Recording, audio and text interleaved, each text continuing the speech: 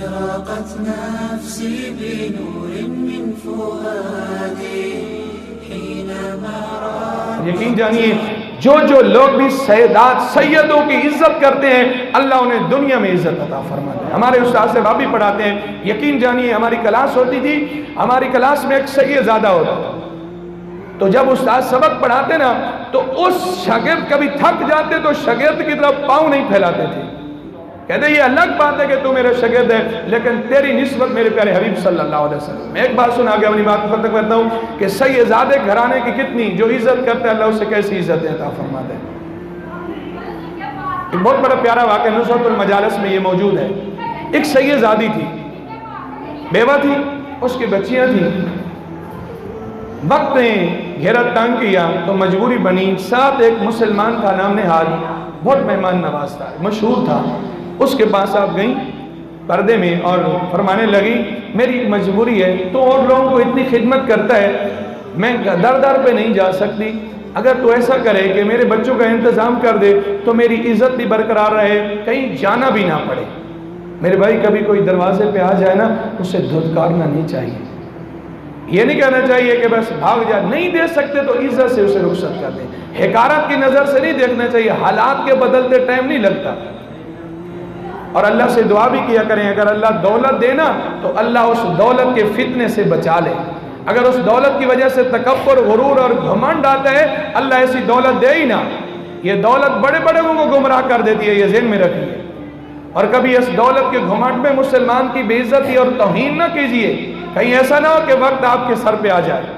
اب اس نے کہا کہ ٹھیک ہے تو جو کہتی ہے میں سیدزادی ہوں تو بتا تیرے پاس سیدزادی ہونے کی کیا دلیل ہے. اس نے کہا میرے پاس کہاں دلیل ہے, بس میں آ گئی ہوں, اب میں تمہیں کہاں سے دلیل دوں. اس نے کہا پھر یہ ناممکن ہے کہ تیرے پاس دلیل نہ ہو, میں تجھے سیدزادی مان کے تیری خدمت کروں. جا چلی جا, میرے پاس تیرے لیے کوئی جگہ نہیں. اب یہ گئی اور ساتھ ہی ایک مجوسی گھر تھا, اس کی ملاقات مجوسی سے ہو گئی. مجوسی سے جب یہ بات ہوئی تو مجوسی نے کہا ٹھیک ہے میں تمہارے دین کو نہیں مانتا لیکن رسول اللہ صلی اللہ علیہ وسلم کے گھرانے کی عزت کرتا ہوں. کہنے لگا میرے گھر کے ساتھ ایک کمرہ ہے, تو یہاں رہ جا, تیری بچوں کی بھی خدمت ہوگی اور تیری بھی خدمت ہوگی. اب دیکھیے حالات کیسے بدلتے ہیں. بے پرواہی ویک سجن دی جتے کسے دی پیش نہ جاوے, تاجاں والے در در رولے تے منگتے ہیں تخت بٹھاوے, آزم و کسے نو گھارا مل گئی تے کوئی کعبے و خالی آوے. اب مجوسی نے خدمت کی. اب ادھر مجوسی بھی سویا, ادھر مسلمان بھی سویا. اب جب مسلمان سوتا ہے دیکھتا ہے کہ جنت موجود ہے اور جنت کے عالی شان محلات بھی موجود ہے اور میرے پیارے حبیب صلی اللہ علیہ وسلم بھی موجود ہیں. تو یہ آپ علیہ السلام سے عرض کرتا ہے یا رسول اللہ یہ بتائیے یہ جو اتنے عالی شان محلات موجود ہیں یہ کس کے لیے. اس نے دلیل مانگی تھی نا کہ تیری خدمت کرتا ہوں, بتا تیرے پاس کیا دلیل ہے. دیکھیے میرے پیارے حبیب صلی اللہ علیہ وسلم سے کوئی چیز پوشیدہ نہیں ہے, وہ اپنے امتیوں کو دیکھ رہے ہیں. تو اس نے عرض کیا رسول اللہ یہ محلات کس لیے ہیں. آپ علیہ السلام نے فرمایا یہ محلات میری امت کے مسلمانوں کے لیے.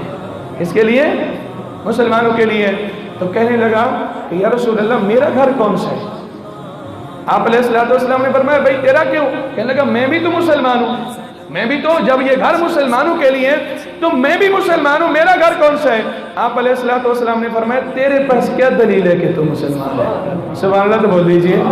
فرمایا تیرے پاس کیا دلیل ہے کہ تو مسلمان. کل میری بیٹی جو آئی تھی, میری سیدزادی تو آئی تھی, دلیلیں پوچھتا تھا نا, جیسے تو نے اس سے کہا تھا نا کہ بغیر دلیل کے تیرا میرے پاس کوئی ٹھکانہ نہیں.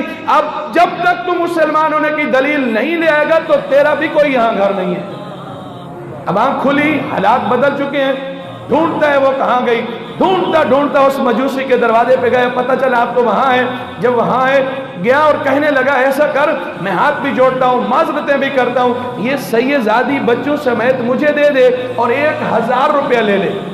1000 خدمت بھی میں دوں گا اور 1000 روپیہ بھی تجھے دیتا ہوں. اب مجوسی وہ پہلے مجوسی تھا, اب اس کے حالات بدل چکے ہیں. رسول اللہ صلی اللہ علیہ وسلم گھرانے کی عزت کی ہے نا, اللہ نے انعام بھی دے دیا, دیر بھی نہیں لگی. کہنے لگا وہ جو جنت میں گھر دیکھ کے آئے وہ 1000 کے بدلے دے دوں. سبحان اللہ تو بول دیجئے. وہ جو جنت میں گھر دیکھ کے آیا وہ 1000. فرمایا کہ سن، جس گھرانے کی میں نے عزت کی ہے جب میں سویا، وہ پیارے نبی میرے خواب میں تشریف لائے، مجھے مسلمان بھی کیے اور جنت میں گھر بھی مجھے دکھایا۔ اور سن لے، اب میں مجوسی نہیں ہوں، اب میں بھی مسلمان ہو چکا ہوں، میرا پورا گھرانہ مسلمان ہو چکا ہے، اور میرے نبی نے مجھے بشارت دی ہے کہ آج کے بعد تو بھی جنتی ہے اور تیرا پورا گھرانہ جنتی ہے۔ رسول اللہ صلی اللہ علیہ وسلم کے گھرانے کی اتنی شان ہے، اور ذرا غور کیجئے، یہ تو کئی نسلوں کے بعد جا کے ایک سیدادی کی عزت ہو رہی ہے، تو حضرت امام حسین رضی اللہ تعالیٰ عنہ کے کیا ان کی کیا شان ہوگی؟